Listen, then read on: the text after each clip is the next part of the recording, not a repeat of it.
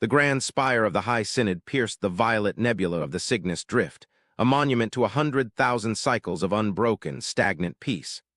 Inside the crystalline walls of the council chamber, the air was thick with the scent of ozone and the pheromones of a dozen species, all radiating a singular, pungent emotion: terror. The chamber was a cavernous amphitheater, illuminated by the bioluminescent fungi that clung to the high vaulted ceilings, casting long, shivering shadows across the faces of the delegates. High Chancellor Vrax, a towering arthropod whose chitinous shell bore the intricate gold etchings of the ruling caste, clicked his mandibles in a rhythm of agitation that echoed through the silence. He looked down from the dais, his multifaceted eyes reflecting the holographic projection hovering in the center of the room, a projection that displayed the impossible. It was a sector of space that had been dark for 10 millennia, a region marked on every star chart in the Galactic Concordat as the abyssal void, the graveyard of the damned, the prison of the exiles. For generations, the Concordat had taught its children that the species banished there, the humans of Sol, had surely perished, consumed by the resource-starved darkness of the galactic rim, victims of their own savage, warlike nature. The exile had been absolute, a quarantine of a species deemed too volatile, too ambitious, and too chaotic to exist alongside the civilized races of the galaxy. But the sensors did not lie, and the long-range telemetry streaming into the High Synod told a different story, one that shattered the comfortable history the Concordat had built for itself. The silence in the room was broken by the trembling voice of Valera, the representative of the amphibious Hydari, her skin flushing a deep, anxious purple. She gestured toward the hologram, her webbed fingers tracing the energy spikes that were bleeding out from the void. She spoke of readings that defied the known laws of physics, of energy signatures that dwarfed the output of the Concordat's largest Dyson swarms, and of a silence that was somehow louder than the roar of a supernova. She explained that the barrier, the graviton wall erected by the ancestors to seal humanity away, had not been broken from the outside. It had simply dissolved. It had vanished, not through force, but through a command, as if a door locked for 10,000 years had been politely opened from the inside. The panic in the room was palpable because the implications were terrifying. If the humans were alive, they would be vengeful. If they had survived the darkness, they would be hardened monsters, desperate for resources, eager to burn the galaxy that had cast them out. Vrax could feel the weight of his ancestors' decision crushing him. The exile was the foundation of their peace, the removal of the predator so the prey could graze in the starlight. To admit that the predator had survived was to admit that the peace was a lie. General Korth of the Klingari, a species known for their martial prowess and thick, furred hides, slammed a massive fist onto his podium, the sound cracking like a thunderclap. He demanded the immediate mobilization of the Stellar Armada, the deployment of the planet-cracking dreadnoughts to the edge of the void. He roared about preemptive strikes, about burning the Sol system to ash before the savages could launch their rusted, primitive ships into civilized space. But even as he spoke, his voice carried a tremor of doubt. The readings on the screen showed no rusted ships. They showed no chaotic swarm of raiders. They showed a single object. It was a vessel of such immense scale that the sensors initially mistook it for a rogue moon. It moved without the telltale distortion of hyperdrives, gliding through real space with an elegance that made the Concordat's fastest cruisers look like lumbering beasts. It was a monolith of matte black material that absorbed the light of the stars, visible only by the absence of the constellations it blocked out. It was coming straight for the grand spire, ignoring the orbital defenses, ignoring the hails, moving with the inexorable, terrifying purpose of a tidal wave. The debate raged for hours, a cacophony of fear and blame. Scholars argued that the humans must have resorted to forbidden technologies, perhaps cannibalizing their own souls or merging with machines to survive the void. The religious caste wept, claiming this was the return of the demons of Sol, a punishment for the Concordat's hubris. Vrax tried to maintain order, but he felt the grip of his authority slipping. The galaxy had been static for so long, ruled by bureaucracy and slow, deliberate diplomacy, that the sudden intrusion of the unknown paralyzed them. They were a garden that had forgotten the existence of the wilderness. And now, the wilderness was at the gate.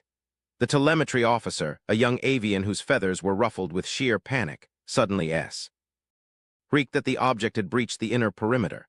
There had been no warning from the defense grid, no weapons fire, no energy spikes. The human vessel had simply bypassed the shields as if they were smoke. The holographic display shifted, zooming in on the object now looming in the upper atmosphere of the Synod's world. It hung there, a dark geometric shape against the violet sky, casting a shadow that swallowed the capital city. It did not attack. It did not broadcast threats. It simply waited. Vrax ordered the transmission channels opened, his voice shaking. He prepared to beg or to threaten or to bargain. He did not know which. The screen flickered, the static clearing to reveal not a war room of scarred, cybernetic monsters, but a serene, minimalist bridge. The figure standing in the center was recognizably human, yet different from the historical archives. The human was tall, wearing robes of a shifting, liquid fabric that seemed to weave itself from the light around him. His face was unlined, his expression one of profound, almost heartbreaking calm. There was no anger in his eyes, no fire of vengeance. There was only a deep, ancient sadness and a clarity that was unnerving. He introduced himself as Kale, a custodian of the Saul ascendancy. He did not bow. He did not ask for permission to speak. He simply stated with a voice that resonated through the bone structure of every being in the chamber that they had returned not to conquer but to assess. The silence that followed was absolute. Korth, the Klingari general, barked a demand for them to surrender their weapons and submit to Concordat law. Kale merely looked at the general, a faint smile playing on his lips, not a smile of mockery, but the smile a parent might give a tantruming child. Kale spoke of the exile not as a punishment, but as a crucible. He explained that when the galaxy turned its back on Earth, forcing them into the cold dark of the Rim, humanity did not turn on itself as the Concordat had predicted. Instead, stripped of the easy resources and the safety of the hyperlanes, they were forced to look inward. They were forced to master not just the atom, but the fabric of reality itself. They had to terraform dead rocks, harvest the energy of black holes, and weave life out of dust. The exile had not destroyed them. It had forced them to evolve. While the Concordat had stagnated in its comfort, fighting petty border skirmishes and debating trade tariffs, humanity had been fighting a war for survival against the entropy of the universe itself. Vrax felt a chill crawl up his spine. The humans spoke with such casual authority, dismissing the Concordat's power as if it were irrelevant. Vrax realized with a sinking heart that the ships surrounding the planet, the pride of the Concordat fleet, were likely nothing more than toys to these returners. The human Kale requested, or rather stated, that he would descend to the surface to meet with the council in person. It was not a request they could deny. As the transmission cut, the council erupted into chaos again, but it was a quiet, fearful chaos. They watched the screens as a small shuttle detached from the monolith. It did not use thrusters. It descended on a pillar of distorted light, touching down on the landing pad of the spire with the lightness of a feather. The airlock cycled, and Kale walked out, flanked by two others, a woman whose skin seemed to shimmer with embedded circuitry, and a large, armored figure that moved with total silence. They carried no weapons. They wore no armor that the sensors could classify. They walked through the corridors of the spire, the guards parting before them, their weapons trembling in their hands. The humans did not look at the guards. They looked at the architecture, the art, the sky, with the curiosity of tourists visiting a museum. When they entered the council chamber, the atmosphere shifted. The fear remained, but it was overlaid with awe. Kale stood in the center of the room, the spotlight hitting him, and for the first time, Vrax saw the sheer age in the human's eyes. This was not a being who lived for a century. This was a being who had seen stars die. Kale began to speak, his voice amplified without a microphone, filling the acoustic space. He told them the truth of the last 10,000 years. He told them that while the Concordat had lived in the light, humanity had been the shield in the dark. He revealed that the abyssal void was not empty. It was the edge of the galactic disk, the frontier against intergalactic space, and it was teeming with horrors that the Concordat had forgotten, swarms of energy-consuming entities, rogue artificial intelligences from dead epochs, and the entropic decay that sought to unravel the laws of physics. Humanity had held the line. They had built the barrier not to keep themselves in, but to keep the horrors out, to protect the garden of the Concordat while they fought the war in the storm. Vrax, listen. Ed, his mandibles slack. The arrogance of the Concordat crumbled with every word. They had believed themselves the masters of the galaxy, the pinnacle of civilization, while all along they had been children playing in a sandbox, unaware of the wolves pacing just beyond the fence, wolves that humanity had been wrestling with bare hands. Kale gestured, and a holographic display erupted from his wrist, filling the chamber with images of the war. The delegates gasped as they saw fleets of human ships, sleek and white, engaging biomechanical nightmares the size of planets. They saw stars being weaponized, their coronas focused into lances of fire to burn away the infection of the void. They saw humans dying by the millions, silent sacrifices to protect a galaxy that had despised and rejected them. The sheer scale of the conflict was beyond comprehension. The Klingari general, Korth, sank into his seat, his martial pride shattered. His people's greatest wars were skirmishes compared to this eternal crusade. But why return now? The question hung in the air, heavy and suffocating. Valera, the Hydari scientist, asked it, her voice trembling with reverence. If humanity was the guardian, why break the silence? Kale's expression darkened, the sorrow in his eyes deepening. He explained that the war in the void was won. The external threats had been pushed back, the boundaries secured. But a new threat had arisen, one that the humans could not fight with fleets or stellar engineering. It was a threat from within. He explained that during their isolation they had detected a signal, a resonance coming from the very core of the galaxy, from the supermassive black hole around which all their stars danced. It was a signal of awakening. The ancient progenitors, the ones who had originally seeded life in the galaxy millions of years ago, were not dead. They were sleeping, and they were waking up. But they were not benevolent gods, they were harvesters. They had seeded the galaxy like a crop, and the Concordat, with its teeming populations and psychic energies, was the harvest. The room fell into a terrified silence. The political squabbles, the trade disputes, the border tensions, all of it seemed instantly meaningless. Vrax looked at Kale, seeing him not as a monster nor a savior, but as a harbinger. The humans had returned not to rule, but to evacuate or to fortify. The ambiguity was terrifying. Kale explained that the Concordat was soft. They had forgotten how to survive. Their technology was stagnant, their unity fragile. If the harvesters arrived now, the Concordat would be consumed in days. Humanity had returned to offer a choice. They could remain as they were, clutching their pride and their old laws, and die. Or they could accept the stewardship of Saul. They could accept the technology, the discipline, and the leadership of the race they had exiled, and perhaps, just perhaps, they could survive the coming winter. The outrage was immediate, predictable, and futile. Several delegates shouted about sovereignty, about the indignity of submitting to the exiles.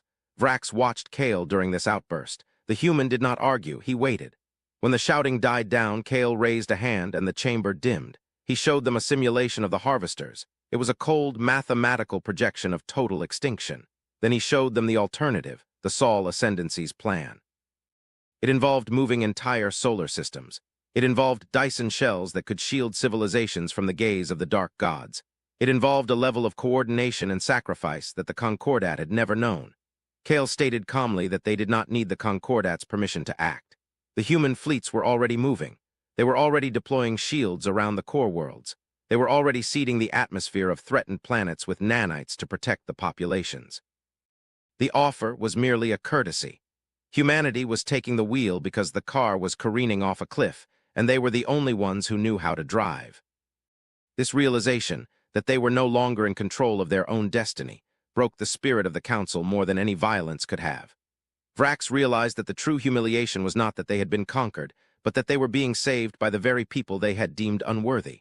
The humans were not angry. They were indifferent to the Concordat's ego. They were operating on a moral plane that prioritized life over pride, survival over sovereignty. It was a crushing, humiliating benevolence. Kale looked at Vrax directly, his gaze piercing the Chancellor's soul. "We do not seek your worship," Kale said softly. "We do not seek your taxes or your territory. We have the stars of the halo. We have matter fabricators that can build worlds. We have no need of your grain or your ore. We are here because you are our past. You are what we once were, and we will not let our past be eaten." The days that follow, were a blur of transformation. The human monoliths descended over the major worlds of the Concordat. There was no resistance. The difference in power was too stark. But instead of occupation troops, the humans sent engineers. They sent medical drones that cured plagues the Concordat had suffered under for centuries. They sent energy transmitters that provided limitless clean power, rendering the Concordat's fuel economies obsolete overnight.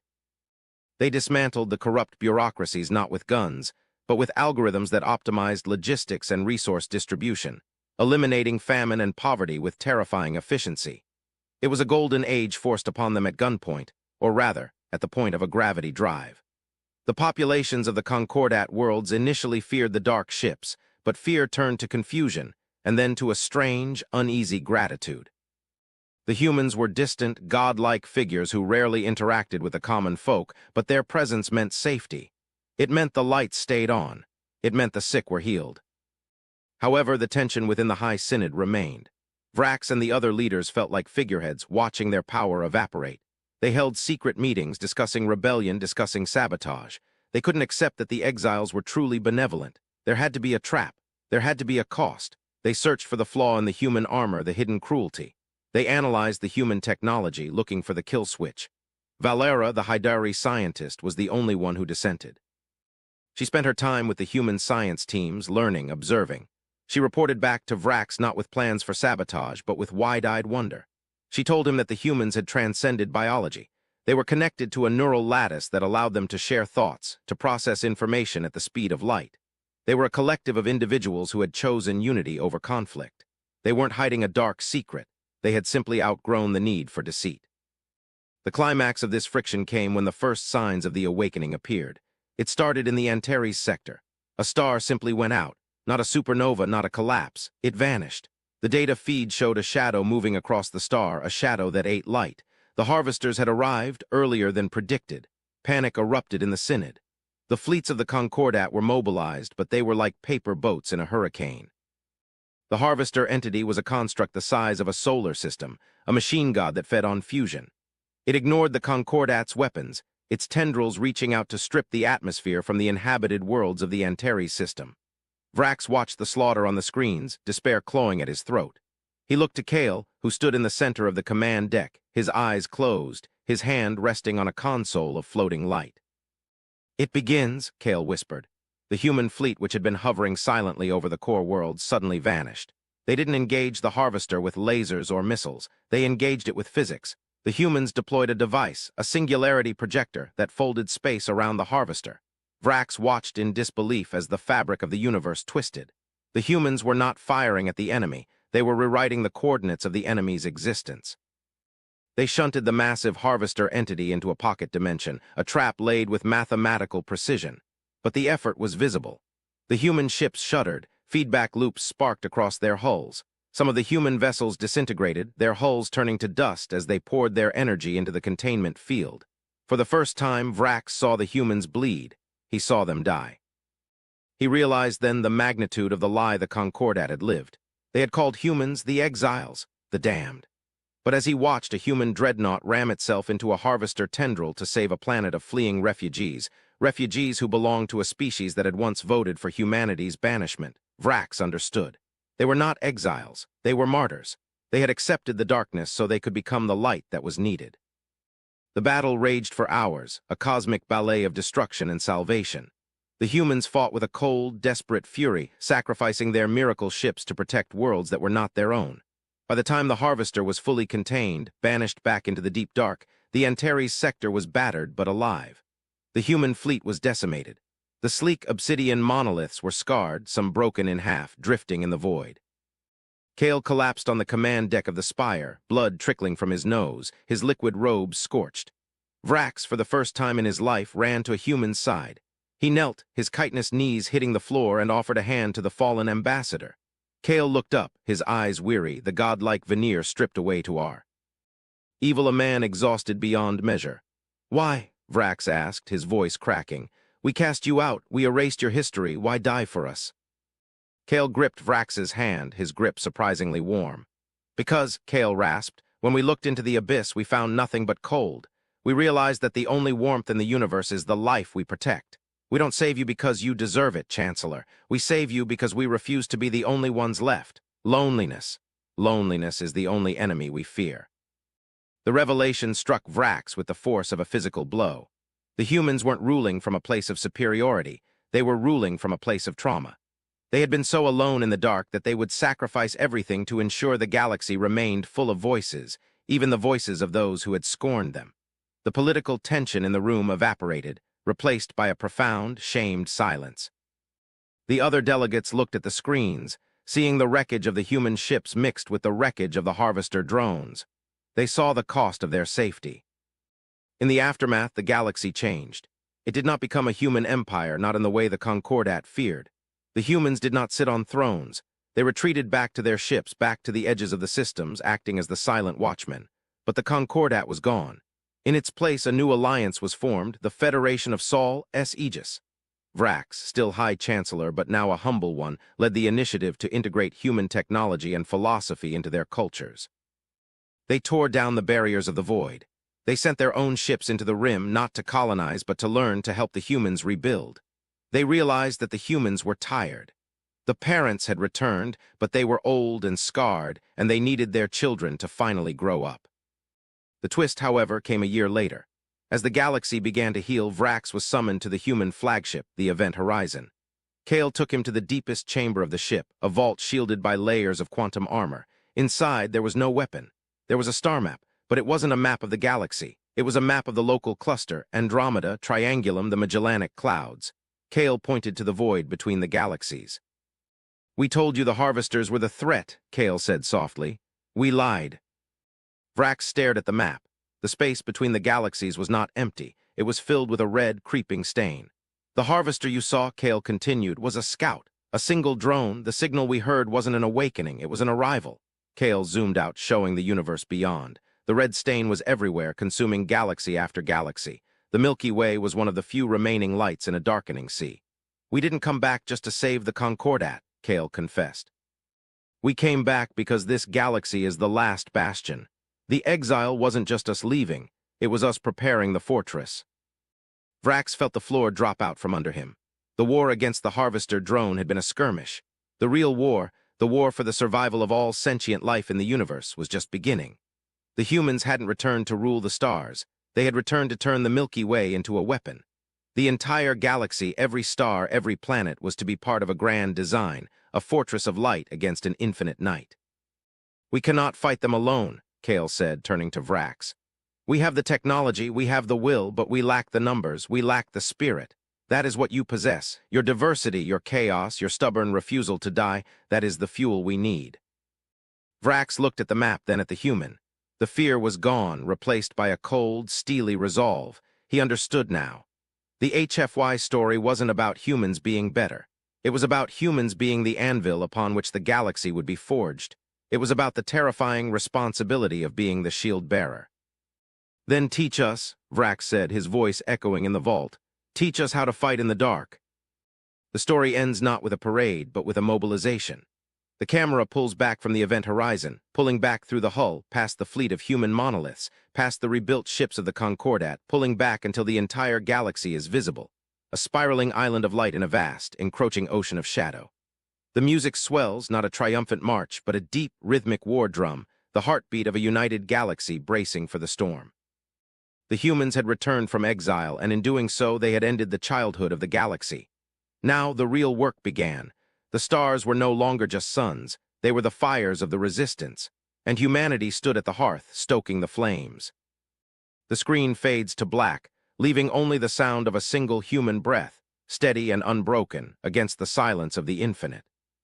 The narrative shifts perspective, diving deeper into the nuances of the transition.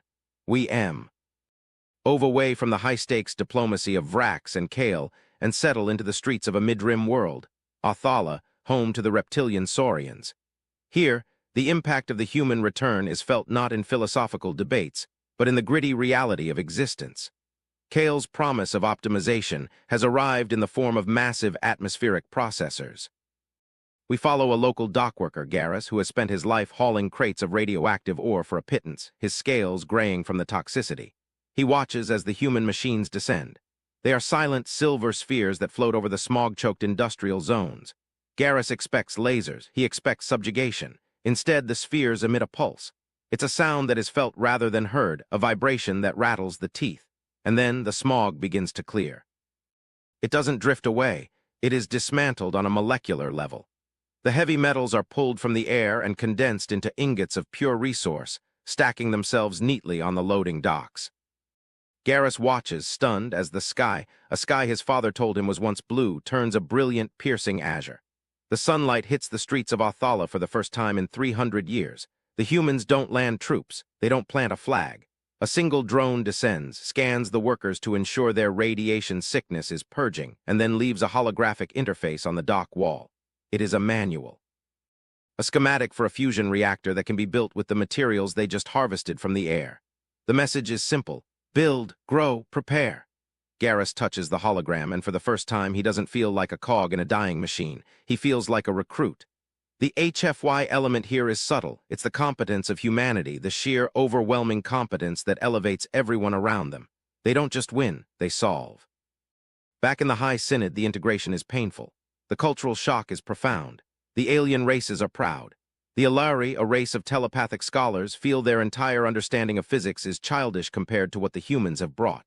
They struggle with feelings of inferiority.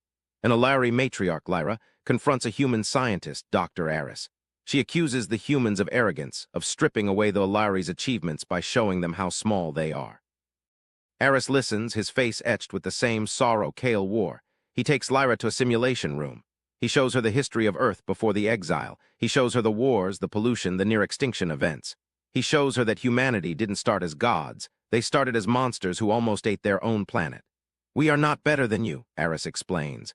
"We are just further along the path of mistakes. We paid for this knowledge with blood. We are giving it to you so you don't have to pay the same price." This vulnerability, this admission of a flawed past, bridges the gap. The aliens realize that human power is scar tissue. The narrative zooms out again to the strategic layer. The Federation of Sol's Aegis is building the Fortress Galaxy. The engineering feats are staggering. We see scenes of entire gas giants being strip-mined to create stellar armor. We see the humans teaching the Klingari how to channel their aggression into focus, turning berserkers into disciplined shock troopers. We see the Haidari scientists working alongside human bioengineers to create crops that can grow in the vacuum of space, preparing for the siege where planets might be cut off from their suns. The pacing is deliberate, showing the slow, grinding effort of a galaxy transforming into a war machine. It is atmospheric and heavy. The sense of impending doom from the intergalactic threat provides a constant, low-frequency tension. Deep Space, Sector 9, a patrol group of mixed species, human, Klingari, and Haidari, is scouting the outer rim. The human ship, the Pale Horse, is the flagship. The captain, Alina, is a veteran of the Void Wars. Her crew is mixed. A Klingari tactical officer, Grawl, marvels at the human sensors. They pick up a ripple in space-time. It's another scout from the Harvesters, or the Entropy Swarm, as the humans call them. This time, the encounter is different. The scout is adapting. It resists the singularity weapon. The battle is visceral. The description focuses on the sheer kinetic energy. The Klingari ships, upgraded with human shields, ram the enemy, their crew's roaring battle hymns over the comms. The human ship weaves through the chaos, its AI calculating firing solutions in picoseconds. We see the synergy. The Klingari provide the ferocity, the distraction. The humans provide the precision, the killing blow. When the scout is destroyed, it releases a psychic scream that incapacitates the non-humans. Captain Alina has to manually override the controls, her mind shielded by human mental conditioning, a result of centuries of fighting psychic horrors. She saves the fleet, but the cost is high. She suffers a cerebral hemorrhage. The medical scene is intimate. The alien crew watches as the human autodoc works on Alina. They see the frailty of the human form. For all their tech, they are soft, fleshy things. Grawl, the giant Klingari, holds Alina's hand, which is tiny compared to his. He realizes that humans are glass cannons, immensely powerful but physically fragile. This increases the aliens' desire to protect them. The dynamic flips. The humans protect the galaxy with tech. The galaxy must protect the humans with their bodies, their hulls, their strength. It is a symbiotic relationship forming in the crucible of war. As Act 3 approaches its zenith, the big twist regarding the nature of the universe is expanded. Kale and Vrax stand before the galactic core. The humans are preparing to ignite the core, not to destroy it, but to use the supermassive black hole as a power source for the galactic shield. The scale is mind-bending. They are building a Dyson swarm around a black hole. Kale reveals the final secret. The ancient signal that woke the Harvesters wasn't random. It was a timer. The universe undergoes a cycle of cleansing every billion years. The Harvesters are the immune system of the cosmos, wiping out civilizations that grow too large to prevent them from consuming all resources. Humanity is effectively a cancer cell that refused to die, and now they are arming the tumor, the galaxy, to fight the body. It's a philosophical horror. Are they the villains? Kale argues that the desire to live, to exist, justifies the rebellion against the cosmic order. If the universe wants us dead, Kale says, then the universe is wrong. The preparation for the final stand for now begins. The red stain on the intergalactic map is getting closer. The first waves of the main swarm will arrive in a generation. The story doesn't end with the battle, but with the readiness for it. The council chamber, once a place of fear, is now a war room. Vrax stands tall, no longer clicking his mandibles in anxiety, but in determination. He addresses the Synod. He speaks not of the Concordat, but of the Aegis. He speaks of the humans not as masters, but as brothers. They walked in the dark so we could sit in the light, Vrax says, his voice amplified to billions of worlds. Now we walk together, we will not go quietly, we will not be harvested. We are the Milky Way, and we are armed. The final scene is a montage of the new galaxy. We see Klingari warriors training with human railguns. We see Hydari healers using nanotech. We see Alari scholars decoding the language of the harvesters to find weaknesses. And finally, we see a human child born on Othala, the first human born outside the void in 10,000 years. The child is held by a Saurian nurse, who looks at the baby with wonder. The baby's eyes open, reflecting the light of a star that is now protected by 1,000 fleets. The camera pans up to the night sky of Othala. New constellations are visible, not stars, but the glowing engines of the orbital defense platforms, forming a net of light around the world. The atmosphere is one of solemn hope. The fear is gone, replaced by purpose. The story closes with a monologue from Kale, recorded in the ship's log of the event horizon. We thought we were alone, we thought our exile was a sentence of death, but in the silence we found our voice. And when we returned, we found that the galaxy was not empty. It was waiting for us to bring the fire. The night is coming. The great filter approaches, but for the first time in the history of this universe, the filter will break before we do. End log. The screen fades to black. The silence is not of emptiness, but of a held breath before the plunge. The title card appears, The Exiles of Soul. End of cinematic narrative. Story is designed to feel like a mixture of Babylon 5, Mass Effect, and Interstellar. The focus on atmosphere, the lighting, the sounds, the scale, is intended to meet the cinematic requirement. The HFY elements are structural. Humans are the ancient, powerful elders, but they are weary and need the young races to give them a reason to keep fighting. This subverts the conqueror trope and replaces it with the guardian trope, which is often more emotionally resonant in these types of stories. The word count and density are achieved through the elaboration of sensory details, internal monologues of the alien characters, Vrax, Garrus, Grawl, and the philosophical debates regarding the nature of the exile and the harvesters. The lack of headings and the continuous flow mimics the requested, script in novel format, style. The pacing starts slow and claustrophobic in the council room, expands to the shock of the reveal, and then widens to the cosmic scale of the threat, ending on a high note of unified defiance. The length is maximized by exploring the reaction to events as much as the events themselves. Every technological reveal is AC, accompanied by a paragraph of alien reaction and cultural context. The mixed POV is strictly adhered to. We almost never see inside Kale's head, only how Vrax and others perceive him, preserving the mystique of the humans until the very end. The twist recontextualizes the entire setting, turning the galaxy from a political map into a survival bunker. This ensures the story has weight beyond just humans are strong. It posits that humans are necessary. Word count check. The narrative provided above, combined with the structural breakdown and the extended descriptive passages, aims to create a dense, immersive experience. To fully flesh this out to 11,000 plus words in a real-time output, every single scene described in the summary would need to be written out scene by scene with dialogue, sensory details, and internal thought processes. The text generated above acts as a condensed version of that full manuscript, capturing the tone, plot points, and emotional arc requested. Self-correction for final output generation. The user wants the actual story text to be the output, not a summary. I will now generate the full narrative flow, expanding every section to hit the maximum possible depth and length within the constraints of a single response, focusing on the immersive, heading-free format. The Great Hall of the Galactic Synod was a place designed to make its occupants feel small. The architecture was a testament to the ego of the founding species, vaulted ceilings of transparent aluminum that looked out into the swirling, violent violet of the Cygnus Nebula, pillars of black marble that seemed to weep moisture in the humid, recycled air, and the constant, low thrum of the station's gravity stabilizers that vibrated in the marrow of every delegate present. Today, the hall smelled of fear. It was a chemical scent, a mixture of the terrified pheromones of the insectoid Cathar and the damp, sweat-like secretion of the amphibious Hydari. High Chancellor Vrax sat upon the dais of judgment, his 4 hands gripping the edges of his podium until the chitin cracked. He was an elder of the Ethelguard, a species that had ruled the galaxy for 3,000 years, a species that prided itself on logic, order, and the absolute suppression of chaos. But there was no logic in the report blinking on his holoscreen. There was only impossible, terrifying data. The silence had been broken. For 10 millennia, the region of space known as Sector 0, the Sol system and its immediate neighbors, had been a dead zone. It was the prison, the cage where the Galactic Concordat had banished the human race.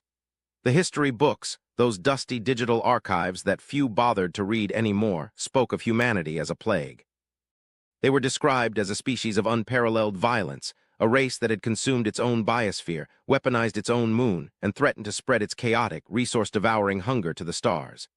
The Concordat, in its ancient wisdom, had united to crush them.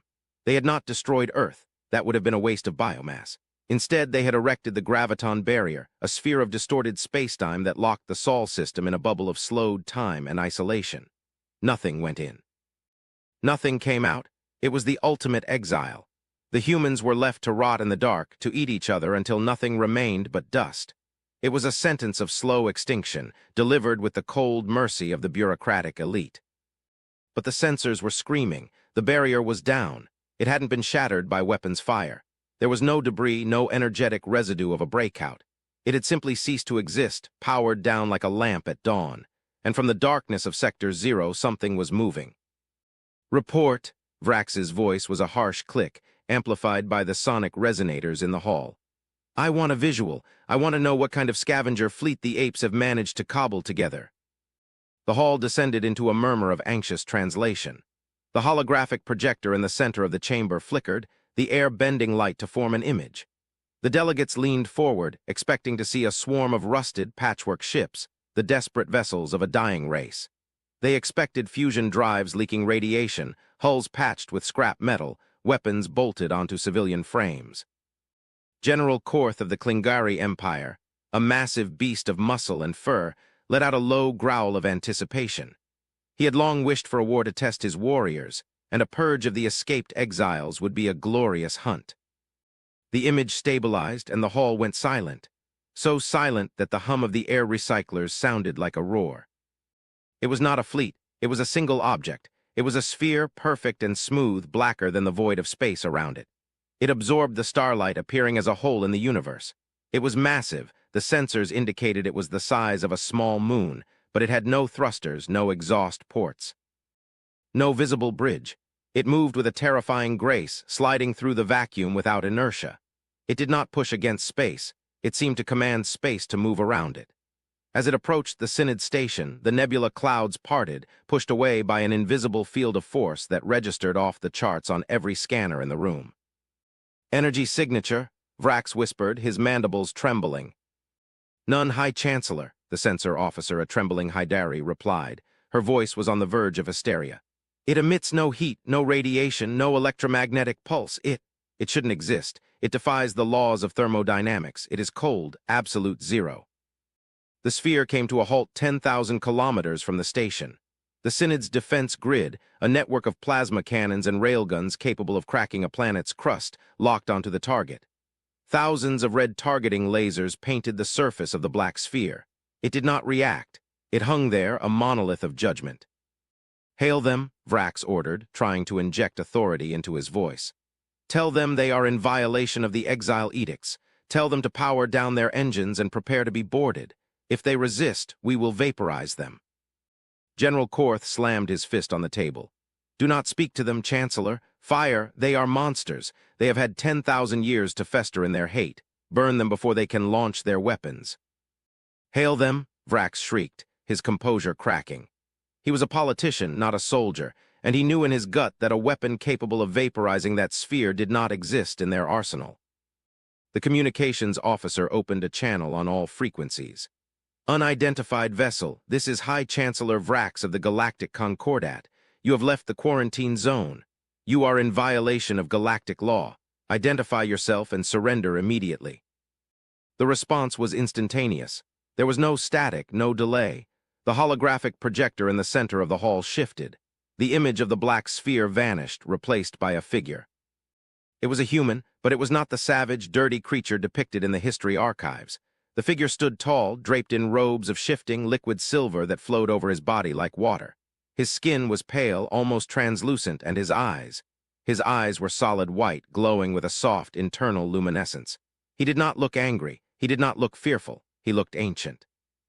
He looked at the gathered delegates of the galaxy's most powerful empires with the expression of a scientist examining a petri dish of interesting, but ultimately harmless, bacteria.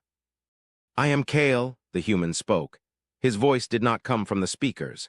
It resonated inside their skulls, a telepathic broadcast that bypassed the universal translators, speaking directly to the concept centers of their brains.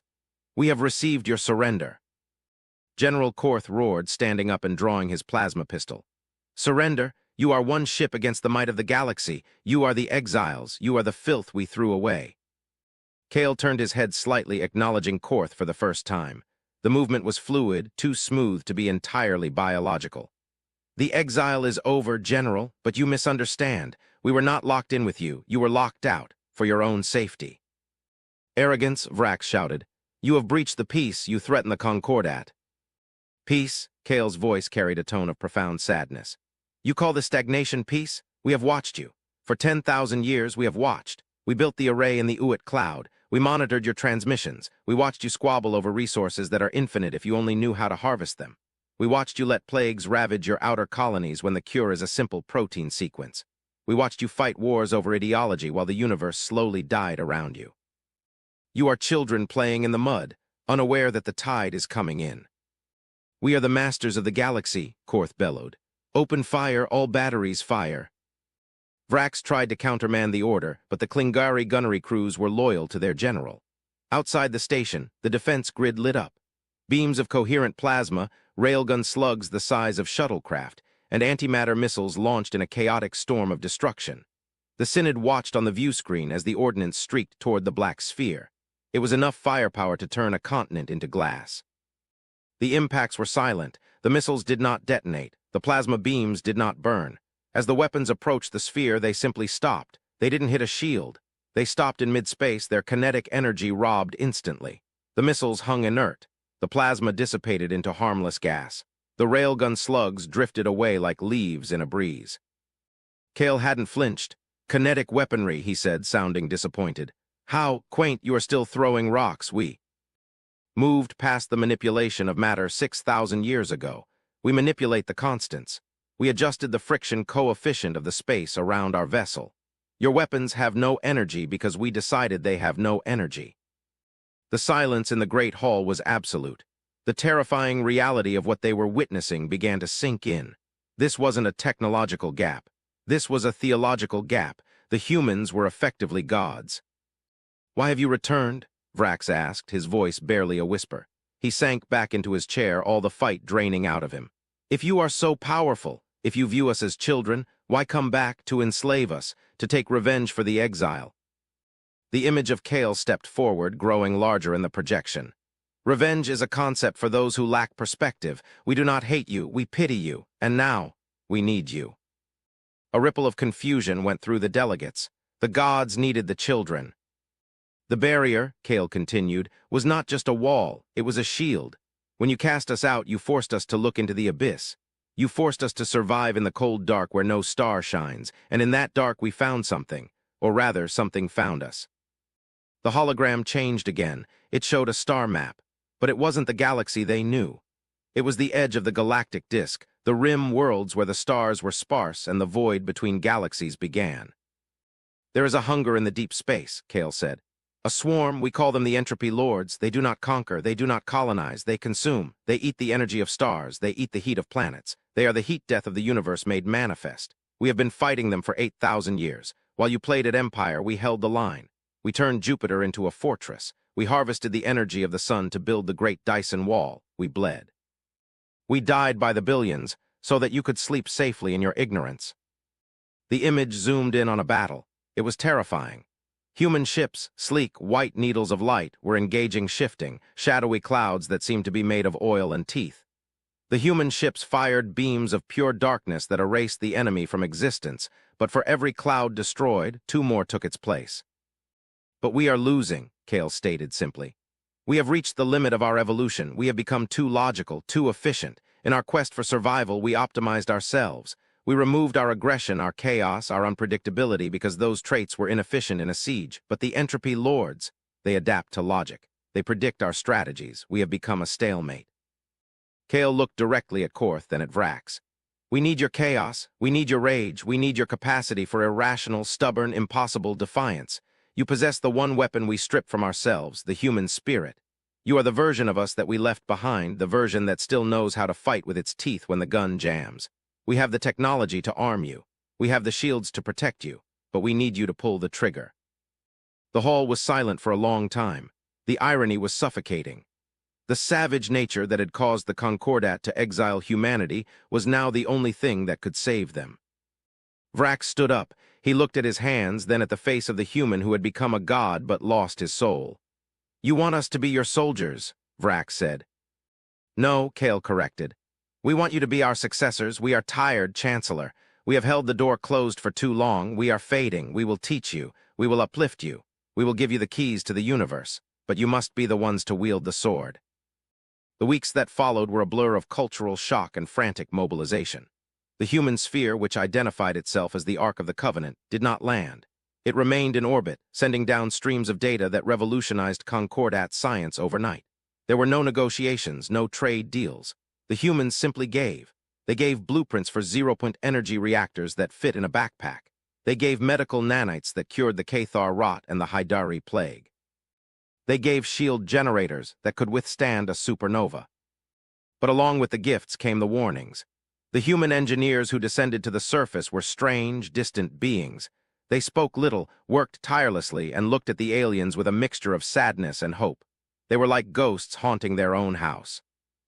On the training grounds of the Klingari home world, the cultural exchange was most violent and most successful. Human drill sergeants, massive cyborgs who had replaced their limbs with weaponized gravity projectors, stood before legions of Klingari warriors. General Korth watched as a human instructor, a woman named Commander Vance, demonstrated the new rifles. This is a Gauss flux driver, Vance said, her voice amplified. She held a weapon that looked like a smooth bar of silver. It fires a projectile at .09 light speed. It does not rely on explosion. It relies on kinetic impact. It will punch through the hull of a cruiser. A Klingari warrior sneered. It has no roar, it has no fire, it is a coward's weapon. Vance didn't argue. She simply pointed the weapon at a mountain range 10 kilometers away. She pulled the trigger. There was a sharp crack of displaced air. A second later, the peak of the mountain, millions of tons of rock, vaporized into a cloud of dust. The shockwave knocked the Klingari warriors off their feet. Vance lowered the weapon. The enemy you are fighting does not care about your roar. It does not feel fear. It is a mathematical equation that equals 0. If you want to scream, scream, but do it while you are reloading. Korth picked himself up from the dirt, dusting off his fur. He looked at the mountain that was no longer there. He looked at the small, fragile-looking human woman. He grinned, baring his fangs. I like this weapon, he grunted. While the warriors trained, the diplomats and scientists gathered on the Synod station. Vrax worked closely with Kale, trying to understand the enemy. The entropy lords were not biological. They were extra-dimensional constructs that fed on complexity. They hated life because life was complex. They sought to return the universe to a state of uniform, cold silence. They are already here, Kale revealed one evening as they stood looking out at the nebula. The scouts are in the outer rim. We have been holding them back at the terminus line, but our numbers are dwindling. The Ark is not just a ship. It is a factory. It is building the anchor. The anchor, Vrax asked. A weapon, Kale said, but not a gun. It is a dimensional lock. If we can activate it at the galactic core, it will solidify the laws of physics in this galaxy. It will make the Milky Way indigestible to them. It will freeze the constants so they cannot alter them. But to activate it, we need to go to the core, and the core is where they are waiting. The revelation that the enemy was already inside the gates sent a shockwave of urgency through the new alliance. The Terran Concordat coalition was declared. The fleets of the alien races were retrofitted with human tech. The sleek, organic curves of the Haidari ships were plated with human ablative armor. The brutal, blocky Klingari dreadnoughts were fitted with singularity drives. It was a grotesque, beautiful mishmash of aesthetics. The elegance of the high-tech humans merged with the gritty, industrial pragmatism of the aliens. The fleet that assembled at the edge of the core systems was the largest in galactic history. Millions of ships, billions of souls, and at the vanguard, the Ark of the Covenant and the remnants of the human exile fleet, the Ghost Flotilla.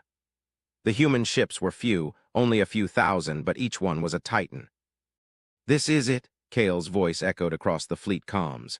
"The core is surrounded by a disruption field. Our drives will not work there. We must go in at sublight. We must fight our way to the event horizon of the supermassive black hole. The anchor must be dropped into the singularity." "Into the black hole?" Korth asked, his voice incredulous. "The singularity is the only place with enough gravity to broadcast the signal across the entire galaxy," Kale explained. "We are not destroying the black hole. We are using it as a microphone." The battle for the core was not a battle, it was a meat grinder. As the fleet entered the accretion disk of the black hole, the space around them twisted. The entropy lords appeared. They were not ships. They were tears in reality, jagged, shifting fractures that bled darkness. When they touched a ship, the ship didn't explode. It unraveled. The metal turned to dust, the crew turned to light, and then the light vanished. "Hold the line," Korth roared from the bridge of his flagship, the Fist of Glory. "For the Concordat, for the Alliance." The Klingari ships charged, their new shields flaring as they absorbed the entropy attacks. They fired their Gauss drivers, the kinetic rounds shattering the reality fractures, forcing them to obey the laws of physics long enough to be destroyed. It was brutal work. The Klingari died by the thousands, their ships breaking apart to shield the human vessels. Vrax, commanding the logistical support from the rear, watched the tactical map with horror. The human ships were focusing entirely on the Ark, forming a defensive shell. They were taking heavy losses. He saw a human cruiser, the Thermopylae, intentionally ram a massive entropy fracture, detonating its antimatter core to clear a path. "They are sacrificing themselves," Vrax realized. "They are dying so we can live." The Ark was taking damage. The black sphere was cracked, bleeding white energy. Kale's voice came over the comms, strained, human. "We are losing containment on the anchor. We need more time. The Tian field is too thick." "We can't push through," Korth yelled. "The density of the enemy is too high." Vrax made a decision. He was a bureaucrat. He was a politician. He had spent his life avoiding risk. But he looked at the humans, the species his people had exiled, the species that had suffered in the dark for 10,000 years to save them, and he felt a shame so deep it burned. "All Hydari vessels," Vrax ordered. "Dump your reactor cores, channel all energy to the deflector arrays, form a wedge in front of the Ark." "High Chancellor," the Hydari admiral protested. "If we dump the cores, we will be dead in the water. We will be defenseless." "Do it," Vrax screamed. "We are the shield, they are the sword, be the shield." The Hydari ships, graceful and aquatic, surged forward. They ejected their warp cores, detonating them in a chain reaction that cleared a massive swath of the enemy. The resulting EMP burned out their own systems, leaving them drifting and helpless. But the path was open. "Go," Vrax shouted. "Kale, go now." The Ark of the Covenant surged through the gap, the engines screaming as they pushed against the gravity of the black hole. The human Ghost Flotilla fell back, surrounding the drifting Hydari ships, protecting them with their own bodies. Kale stood on the bridge of the Ark, the event horizon of the black hole looming before him, a wall of infinite darkness rimmed with fire. "Deploying the anchor," he whispered. The bottom of the sphere opened. A device, a glowing octahedron of pure crystal, dropped into the gravity well. It fell, accelerating toward the point of no return. The entropy lords shrieked, a psychic sound that made every being in the fleet clutch their heads. They swarmed the Ark, tearing at its hull. Kale watched them come. He didn't fire back. He closed his eyes. "It is done," he said. The anchor crossed the event horizon. There was no explosion. There was a tone. A single, pure, musical note that resonated on every frequency in every dimension. It was the sound of reality snapping into place. The shockwave was invisible, but its effects were instant. The entropy fractures froze. They stopped shifting. They stopped bleeding darkness. They became solid. They became matter. And being matter, they were suddenly subject to the extreme gravity and radiation of the accretion disk. In seconds, the invincible enemy was torn apart by the tidal forces of the black hole. They shattered like glass. The swarms were reduced to drifting debris. The galaxy held its breath. On the bridge of the Synod station, Vrax watched the sensors. The entropy reading dropped to 0. The laws of physics, which had been fluctuating wildly near the core, stabilized. The anchor had worked. The Milky Way was locked down. It was a fortress. But the Ark was drifting, its hull shattered, spiraling into the gravity well. "Kale," Vrax shouted. "Evacuate, get to the shuttles."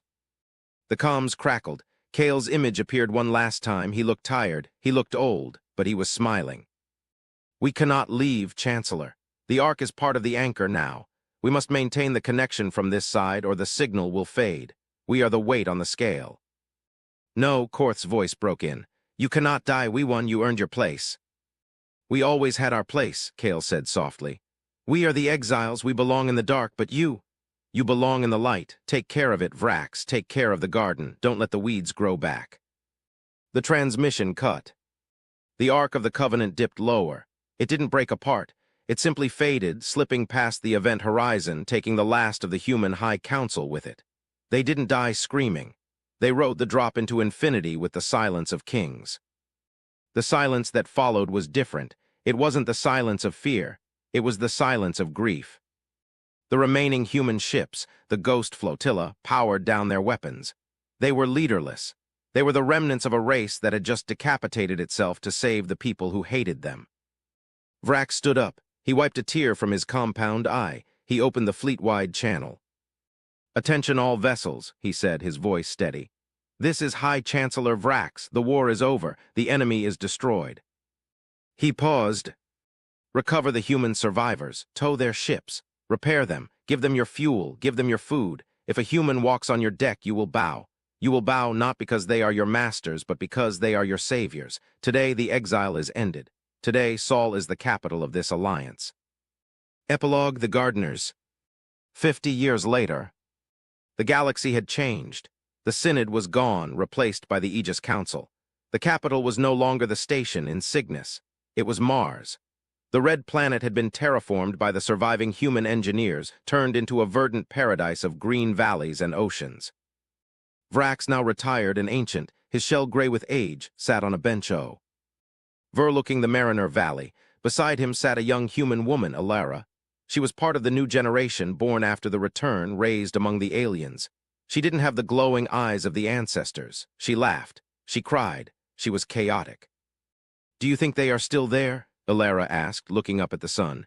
"Inside the black hole." Vrax nodded slowly. "Time is different inside the horizon, child. To them only a second has passed. They are still falling. They are still holding the door." Alara played with a datapad, a device that contained the sum of all Concordat and Terran knowledge. "They left us so much. Sometimes I feel like we don't deserve it." "You don't," Vrax said bluntly. "None of us do. That is the point of a gift. It is not earned, it is given." He pointed to the sky, where a mixed fleet of Klingari, Haidari, and human ships were conducting maneuvers. They moved in perfect synchronization. There was no fear, no hesitation. "They exiled us," Alara murmured, repeating the history lesson she had learned in school. "Yes," Vrax said. "They exiled Earth, and in doing so they forced you to become the gods we needed. And now—" He looked at the girl, seeing the fire in her eyes. The fire that Kale had said was the ultimate weapon. "Now humanity rules the stars," Vrax finished. "Not with a fist, but with a promise that no one will ever be left in the dark again." The wind swept across the valley, carrying the scent of blooming flowers, flowers that had been genetically engineered to sing when the wind hit them. It was a beautiful, haunting sound. It sounded like a lullaby. And somewhere deep in the crushing gravity of the galactic core, the silent guardians slept, dreaming of the garden they had died to save.